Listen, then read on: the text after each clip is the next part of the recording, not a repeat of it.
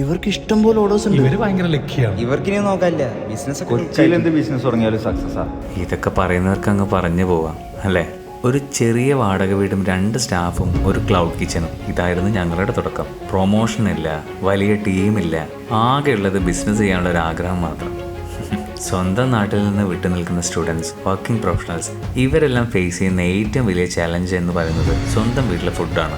അതിനൊരു സൊല്യൂഷനായി tiffin box യാത്ര തുടങ്ങിയെങ്കിലും പല സ്ട്രഗിൾസും ഫേസ് ചെയ്യേണ്ടി വന്നു. ഒരുപക്ഷെ ഈ യാത്രയും അവസാനിപ്പിച്ചാലോ എന്ന് പലവട്ടം ഞങ്ങൾ ചിന്തിച്ചു പോയിരുന്നു.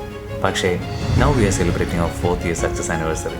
ഇപ്പോൾ ഇവിടെ നിൽക്കുമ്പോൾ ഞങ്ങളെ സംബന്ധിച്ചിടത്തോളം ഇത് വെറും ഒരു സൗഭാഗ്യത്തിൻ്റെ കഥയല്ല, മറിച്ച് സ്ട്രഗിൾസ്, ചാലഞ്ചസ്, ഫിനാൻഷ്യൽ ക്രൈസിസ് ഇവയൊക്കെ ഓവർകം ചെയ്ത് കഷ്ടപ്പെട്ട് നേടിയെടുത്തുള്ള വിജയത്തിൻ്റെ മാത്രം കഥയാണ്.